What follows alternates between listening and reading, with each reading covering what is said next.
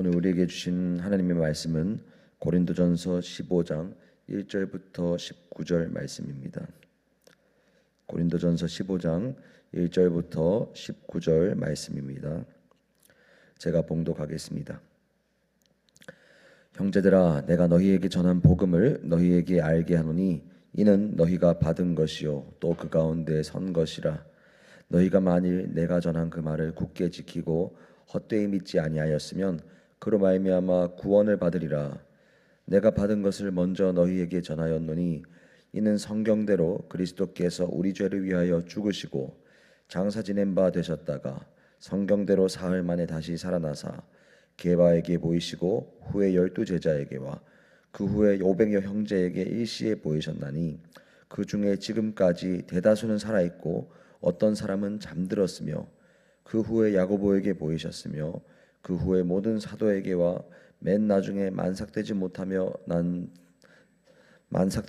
난 자 같은 내게도 보이셨느니라. 나는 사도 중에 가장 작은 자라. 나는 하나님의 교회를 박해하였으므로 사도라 칭함 받기를 감당하지 못할 자니라. 그러나 내가 나 된 것은 하나님의 은혜로 된 것이니 내게 주신 그의 은혜가 헛되지 아니하여 내가 모든 사도보다 더 많이 수고하였으나 내가 한 것이 아니요 오직 나와 함께 하신 하나님의 은혜로다. 그러므로 나나 그들이나 이같이 전파함에 너희도 이같이 믿었느니라. 그리스도께서 죽은 자 가운데서 다시 살아나셨다 전파되었거늘 너희 중에서 어떤 사람들은 어찌하여 죽은 자 가운데서 부활이 없다 하느냐.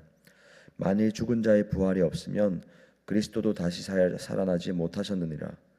그리스도께서 만일 다시 살아나지 못하셨으면 우리가 전파하는 것도 헛것이요 또 너희 믿음도 헛것이며 또 우리가 하나님의 거짓 증인으로 발견되리니 우리가 하나님이 그리스도를 다시 살리셨다고 증언하였습니다. 만일 죽은 자가 다시 살아나는 일이 없으면 하나님이 그리스도를 다시 살리지 아니하셨으리라. 만일 죽은 자가 다시 살아나는 일이 없으면 그리스도도 다시 살아나신 일이 없었을 터이요 그리스도께서 다시 살아나신 일이 없으면 너희의 믿음도 헛되고 너희가 여전히 죄 가운데 있을 것이요 또한 그리스도 안에서 잠자는 자도 망하였으리니 만일 그리스도 안에서 우리가 바라는 것이 다만 이 세상의 삶뿐이면 모든 사람 가운데 우리가 더욱 불쌍한 자이리라. 아멘.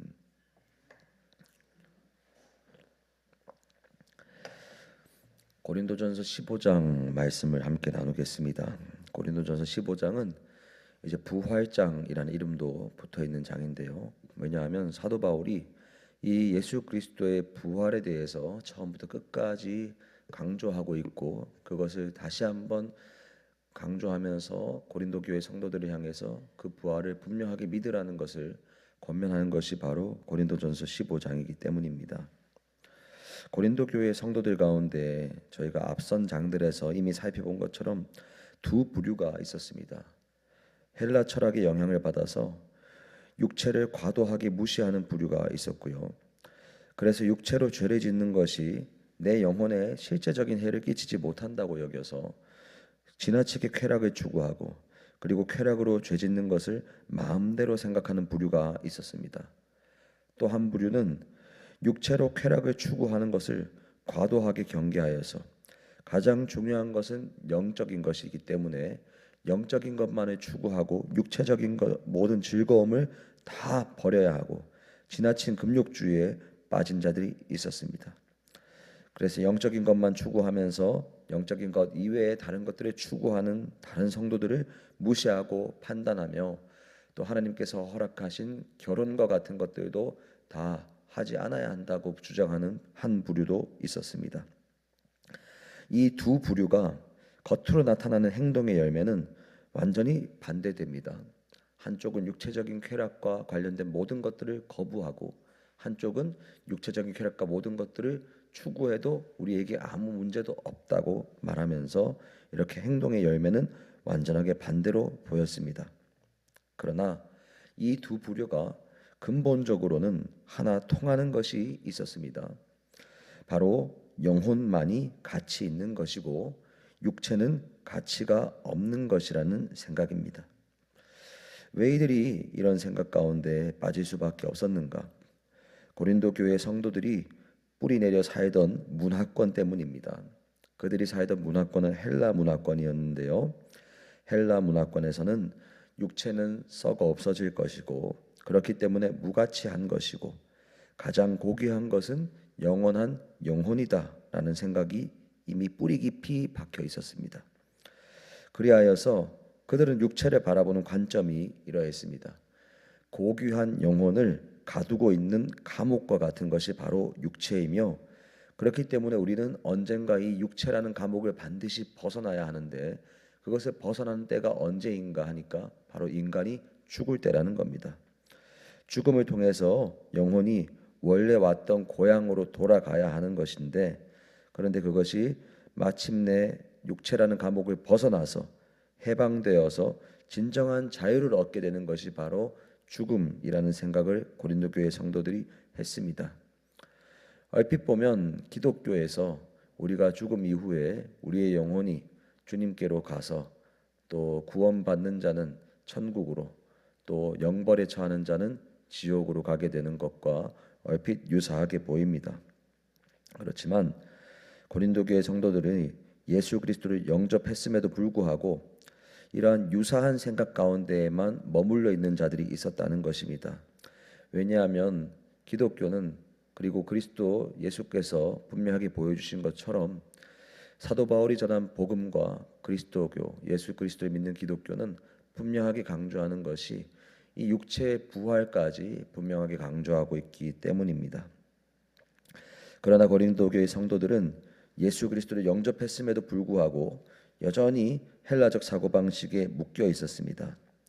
그래서 육체는 아주 무시하고 영혼만 고귀하게 여겼기 때문에 성도들마저도 죽음 이후에 영혼이 자유를 얻어서 천국을 가는 것은 다 너무나 좋아하는 것이지만 예수 그리스도의 은혜로 영원한 천국의 삶을 누리기만 하면 되는데 왜 굳이 육체를 입고 다시 부활해야 하느냐?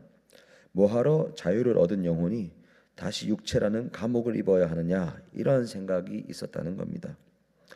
그래서 12절 말씀처럼 죽은 자의 부활은 없다라고 말하는 성도들이 있었다는 겁니다. 그 당시 지배하는 문화의 생각이 이 기독교 가운데 섞여 들어오는 것이 당시 고린도 교회만의 문제는 결코 아니었습니다. 오늘날 우리 한국 교회가 가지고 있는 문제는 그리스도교, 기독교의 신앙의 내용에 무속적인 것이 같이 섞여 들어와서 뭔가 기도 열심히 해서 복 받고 말씀 열심히 읽어서 복 받고 하는 모든 것이 내가 하늘을 감동시켜서 내가 치성을 다하여서 하늘을 감동시켜서 복을 얻어내는 그런 무속적인 성격이 오늘날 우리 한국교회 기독교 가운데에도 오랜 시간 걸쳐서 있던 무속적인 것과 섞여서 함께 있는 것을 저희가 부인할 수가 없습니다.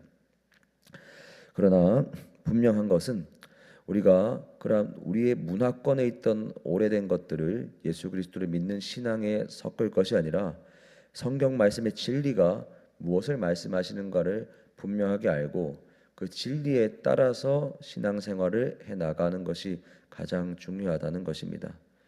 그런데 고린도 교회 성도들은 그것이 이 가장 중요하다고 할 수 있는 부활과 관련하여서 왜곡된 생각을 하는 것으로 나타났던 것입니다. 이들이 예수 그리스도의 부활을 이런 식으로 왜곡시키는 것은 부활을 통해 죽음을 완전하게 이기신 예수 그리스도의 은혜를 반쪽짜리로 만드는 그 십자가 죽음과 함께 부활은 결코 뗄 수 없는 것인데 그 부활을 떼버림으로써 진리를 반쪽짜리로 만드는 잘못을 범하는 것이었습니다. 따라서 바울은 고린도 교회 성도들에게 예수 그리스도의 부활은 실제로 일어났으며 그 부활이 확실한 것이기 때문에 성도들이 감히 자기들이 생각하는 그 헬라적인 사고방식에 따라서 육체를 경시하는 자기들의 생각 때문에 예수 그리스도의 부활마저 무시하게 되는 그것마저 없는 사실로 여기게 되는 그들의 신앙의 행동과 생각이 잘못되었다는 사실을 분명하게 이 고린도전서 15장에서 가르치는 것입니다. 바울은 1절부터 11절까지의 내용에서 예수 그리스도의 부활은 어떤 종교적인 논리를 위하여서 만들어진 내용이 아니라 실제 역사적 사실이라는 사실을 증거하고 있습니다. 가장 먼저 예수 그리스도의 죽음과 부활은 성경에 예언된 대로 일어난 사실임을 말합니다. 그리고 그 성경 말씀대로 부활하신 예수님은 실제로 사람들에게 그 모습을 보이기까지 하셨다는 겁니다. 가장 먼저는 게바, 즉 베드로에게 그 모습을 보이셨고, 이후에는 12 제자에게, 그리고 이후에는 500여 형제에게 일시에 보이셨다고 말하면서 예수 그리스도의 부활이 어느 누군가의 단순한 소수의 주장에 불과하거나 어떤 주관적인 착각에 불과한 것이 아니라 객관적인 사실이라는 것을 말하고 있습니다. 바울이 고린도 전서를 써서 지금 고린도 교회 성도들이 읽게 하는 그 당시에 부활을 실제 목격했던 사람들 중에 대다수가 살아 있었으니까 그 사람들이 찾아가서 직접 물어볼 수도 있었던 시대입니다. 그때는.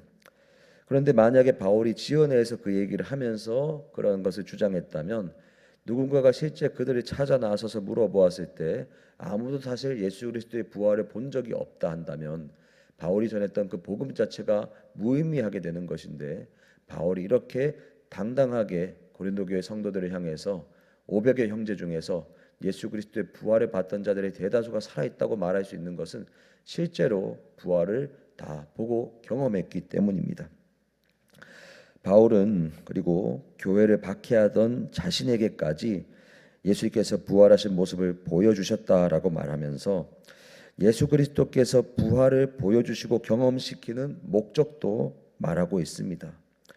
바로 교회를 직접적으로 핍박하던 죄인도 회개하고 복음을 위한 도구로 사용받기 위한 그 목적이 예수님이 부활하셔서 그 모습을 보여주시는 것에 있다는 것입니다. 그리고 이것이 바로 죄인에게 베푸신 하나님의 은혜라는 겁니다. 또한 그게 바로 예수님께서 오늘날 우리들에게도 부활을 믿으라고 말씀하시는 이유이고 부활이 믿어지게 하시는 은혜를 허락하시는 이유가 됩니다. 죄인인 우리들이 살아가야 하는 인생의 목적을 올바르게 깨닫고 복음을 위하여 살아가게끔 하시기 위해서 예수님은 부활하셨고, 그리고 부활하신 사실을 우리들로 하여금 성령을 통하여 믿어지게 하시는 겁니다.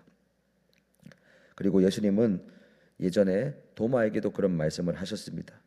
보지 못하고, 예수께서 실제로 부활하신 그 육체의 모습을 보지 못하고 믿는 자들이 더 복되다 말씀하시면서, 오늘날 우리가 살아나신 예수님을 실제로 보지는 못했지만 그래도 성경의 증언을 믿으면서 살아가는 우리들을 복되다고 예수님은 이미 말씀해 주셨습니다.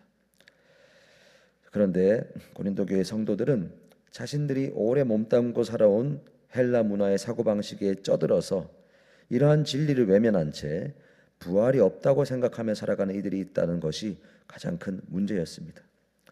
바울은 그들을 향해서 만일 부활이 없으면 그리스도 안에 있는 자들, 그리고 그리스도 안에서 잠자는 자들, 죽은 자들이죠. 다시 말해서 예수님을 믿는 것 때문에 고난을 인내해왔고 더 나아가 생명을 드리는 자들, 핍박을 감당하는 자들, 그리고 그렇게 순교한 자들, 그들이 만약에 정말로 소망을 품을 수 있는 것이 세상의 삶뿐이라면 가장 불쌍한 것이 바로 지금 현재 그리스도인들, 또 그리스도인이었기 때문에 죽은 자들, 그리고 지금 그리스도인으로 살아가는 모든 자들, 그리고 앞으로 그리스도인이 될 자들, 그들이 세상에서 가장 불쌍한 자들이다라고 말했습니다. 사랑하는 여러분, 우리는 과연 어떠합니까?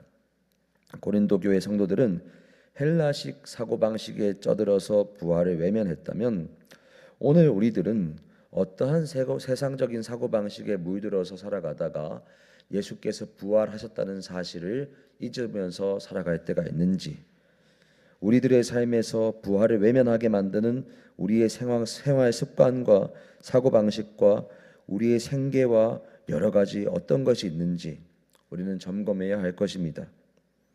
12월 21일 담임 목사님 설교 말씀에서 우리의 믿음이 진정 우리를 구원하게 하는 믿음인지 점검해야 한다는 말씀을 주셨습니다. 우리를 구원케 하는 믿음을 단적으로 점검할 수 있는 것은 바로 우리가 복음 때문에, 예수 그리스도 때문에 고난도, 그리고 더 나아가서 생명을 잃는 것까지 각오하고 받아들일 수 있는가? 그것이 가능하다면 우리의 믿음은 우리를 구원하는 믿음이라는 것을 확인할 수 있을 것입니다. 그런데 복음 때문에 고난도 견디고 생명까지 버릴 수 있는 이유는 바로 그 이후에 부활이 우리에게 약속되어 있기 때문입니다. 오늘 말씀 15장 19절 말씀대로 만약 부활이 없다면 그 모든 고난을 감당하는 것과 생명을 잇는 그 헌신이 모두 아무 쓸모없는 일이 됩니다. 그러한 믿음을 끝까지 지킨 성도들은 그들의 구원하는 참된 믿음을 지킨 것이 아니라 그저 아무 가치 없는 그냥 하나의 가치관만 붙잡고 신념만 붙잡고 살아가게 되는 것입니다. 예수 그리스도의 부활이 없을 때를 말씀드리는 것입니다. 그렇기 때문에 사도 바울은 그것을 통하여 예수 그리스도의 부활은 참으로 있었던 사실이고 그 부활은 확실하다라는 것을 말하고 있습니다. 사랑하는 여러분, 매일을 살아가실 때 예수님이 부활하셨다는 그 사실을 진정 마음 깊이 묵상하고 믿으면서 살아가시는 저와 여러분들 되시기를 축복합니다. 우리의 믿음을 점검하는 방법은 정말로 그 고난과 죽음을 감당할 믿음이 있는가, 그것에 더하여서 정말로 예수께서 부활하셨다는 사실을 내가 믿고 있는가 하는 사실입니다. 내가 정말로 예수의 부활을 믿는다면, 그 부활의 신앙이 있고 부활의 믿음이 있다면 정말로 우리를 구원하게 하는 믿음, 그 기준인 고난까지도 감당하고 더 나아가 생명까지도 바칠 수 있는 그 믿음을 분명하게 붙잡고 살아갈 수가 있는 것입니다. 우리는 예수님의 부활을 부활절 때만 기억하는 것이 아닙니다. 매 주일이 부활을 기뻐하는 주일로부터 유래되었고 우리는 부활하신 주님을 기뻐하고 감사하는 예배가 바로 매 주일 드리는 예배입니다. 또한 주일뿐만 아니라 우리가 아침에 눈을 뜰 때마다 사실 주님께서 새롭게 주시는 생명으로 우리가 눈을 뜨는 것입니다. 그리고 그 눈을 뜨고 날마다 죽고 예수로 산다고 고백한 바울의 고백을 우리도 기억하며 본받아서 부활 신앙으로 살아가는 것이 바로 부활을 믿는 자의 삶입니다. 예수 그리스도의 부활이 역사로 일어났다는 사건으로 목격했던 목격자가 엄청나게 많았고 더 나아가 그것을 목격한 모든 제자들은 십자가에 예수님이 달리실 그 당시에는 모두가 도망갔지만 부활을 목격한 이후에는 자신들의 목숨을 바치면서 복음을 다 증거했습니다. 우리가 부활을 경험하고 믿는다는 것이 바로 그러한 것을 의미합니다. 예수님 때문에 손해보는 것, 고난당하는 것을 두려워하지 않을 수 있는 가장 확실한 이유는 바로 부활입니다. 세상에서 가장 강한 권세인 죽음의 권세도 이제는 우리를 어찌할 수 없다는 사실을 기억하며 부활하신 예수님, 그리고 우리에게도 부활을 약속하신 예수님께 감사하고 순종하는 삶을 살아가는 저와 여러분들 되시기를 예수님의 이름으로 축복합니다. 함께 기도하겠습니다. 하나님 아버지, 예수님의 부활을 진정 더 깨닫고 알고 믿게 되기를 간구합니다. 아버지, 우리의 연약함 때문에 우리가 눈에 보이지 않는 것은 그저 막연하게 여겨지고 더 깊이 믿지 못할 때가 참으로 많이 있는데 주님 용서하여 주시고 오늘 본문 말씀에서 분명하게 우리에게 다시 한번 말씀하시고 강조해 주신 것처럼 정말로 예수님께서 죽음을 이기시고 부활하셨다는 그 사실을 우리가 믿어지게 하여 주옵소서. 우리를 위하여 죽음을 이기신 예수님께서 부활하셨고 우리에게도 죽음을 이기고 부활할 것이라는 사실을 약속하셨다는 이 사실이 믿어짐을 통하여 우리가 이 세상을 살아갈 때 손해보고 예수 믿는 것 때문에 고난받고 정말로 우리의 생명까지 주님 앞에 다 내어드리는 그 믿음이 부활이 있기 때문에 헛되지 않다는 것을 기억하며 진정 그러한 인생을 두려워하지 않고 담대하게 살아가게 하여 주옵소서. 감사드립니다. 예수님 이름으로 기도합니다. 아멘.